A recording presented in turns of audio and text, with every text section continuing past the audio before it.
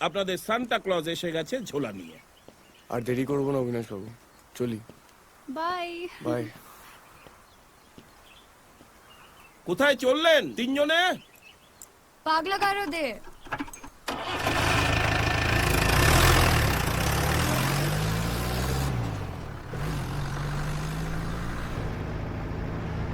আপনি আজকে হোটেলে থেকে কাল সকালে ট্রেন ধরে ফেরত আসতে পারেন।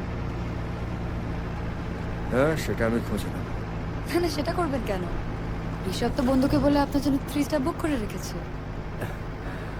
আরে এখন এত রেস্ট কোথায় আমার? কমপ্লিমেন্টারি। আপনার মতন মানুষের জন্য এটা করাই।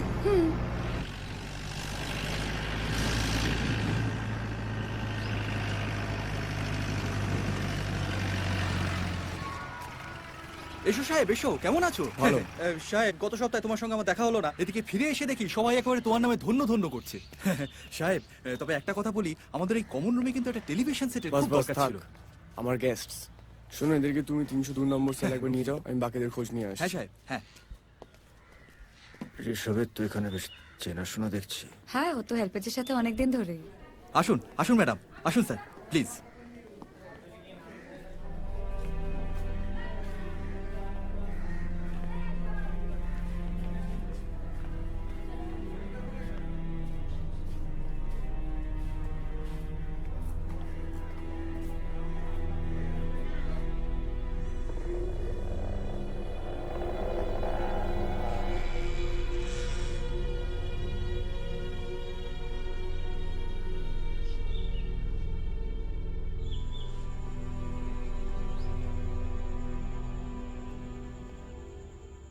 অশ্লেষা,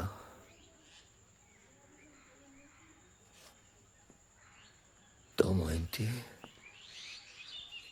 আমি নির্ভেদ,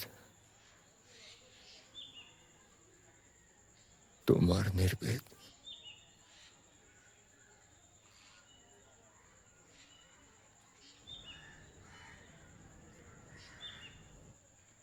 Sonnets to his dark love, লোরকার শেষ লেখা, তোমার প্রিয়।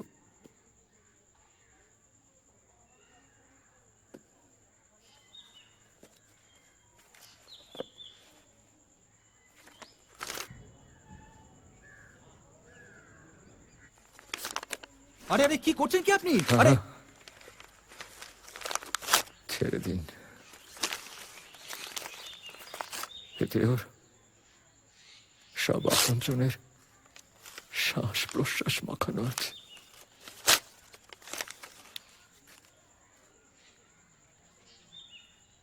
মারে, খুব মারে।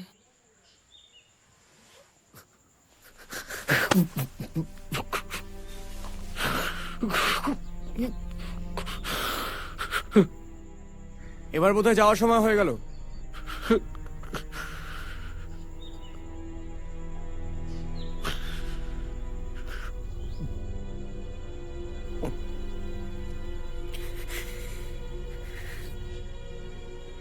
চাপুই, লাঞ্চ টাইম, সবার খিদে পেয়ে গেছে। হ্যাঁ সাহেব।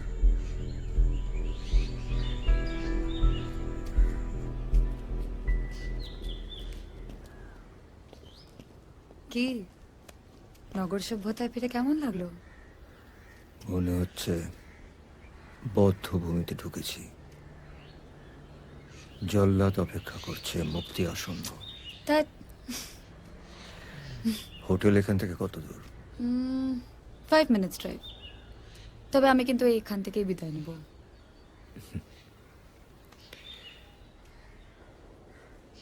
বাড়িতে ফিরে ওই গিফটটা খোলো। সারপ্রাইজ।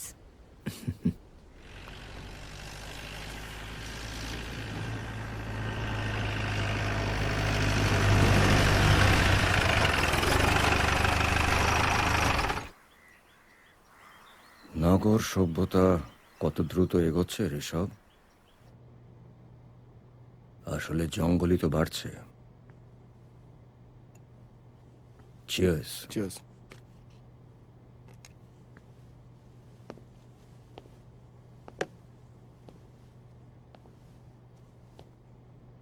সবাই ছড়িয়ে ছিটিয়ে গেল, কিন্তু আপনার মাপের লেখকের কাছ থেকে এমন একটা জোলো ক্লাইম্যাক্স সত্যি আশা করিনি। শেষটা আর একটু নাটকীয় হলে ভালো হতো বলছো? অবশ্যই। মুষল পর্বটাই বাদ দিলেন, শেষ অধ্যায়টা আরো রোমাঞ্চকর ছিল না? ধরেই যখন ফেলেছো তখন তো তোমাকে বলতেই হয়।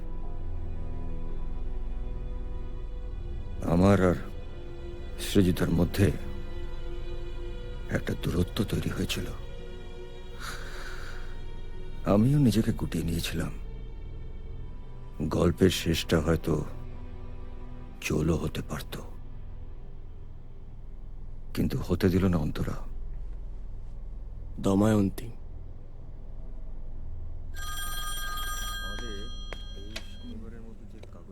হ্যালো, নির্বেদা আছেন? কে বলছেন? নির্বেদাকে দিন। ও ধরুন। নির্বেতা, তোমার ফোন। কার ফোন? নামটা বলেনি। আমরা আসি নির্বেদা। হ্যালো, কি ব্যাপার? ভয় পেয়ে গেলেন? কিছুটা। তোমার আর অলোকেশের মুখ চেয়ে। জঙ্গল থেকে পালিয়ে জন্তুরা সামাজিক হয়ে পড়ে বুঝি? আমি তোমাকে ভালোবাসি অন্তরা, তবে অনেক ভেবে দেখলাম যে আর এগোনোটা বোধহয় আমাদের ঠিক হচ্ছে না। তাই ফেরার পর একটা ফোন নেই। আচ্ছা, তুমি কি চাইছো বলো তো? এখন বিকেল 5টা। আপনার গাড়ি আছে? ঠিক 5:30টায় দেখা হচ্ছে, ভবানীপুর বসন্ত কেবিন। অলোকেশবাবু হাফ ডে নিয়েছেন। শনিবার তোমাদের অ্যানিভার্সারি, বাড়িতে সবাইকে ডেকেছে। জানি কেনাকাটা করতে কিন্তু ওইদিকেই গেছেন। জানি। আজ থাক অন্তরা, আমার কথা শোনো। কি? আমরা পরে দেখা করব। আগামীকাল? না পরশু? না, আগে একটা অ্যাপার্টমেন্টের ব্যবস্থা করি। তারপরের দিন শুক্রবার? না, শনিবার। আচ্ছা, তোমার কি হয়েছে বলো তো? রাখছি, শনিবার ফোন করব। আমি সব হারিয়েছি নির্বেদা, এখন আপনি পেছোতে পারেন না। আর আমি সব হারাইনি অন্তরা।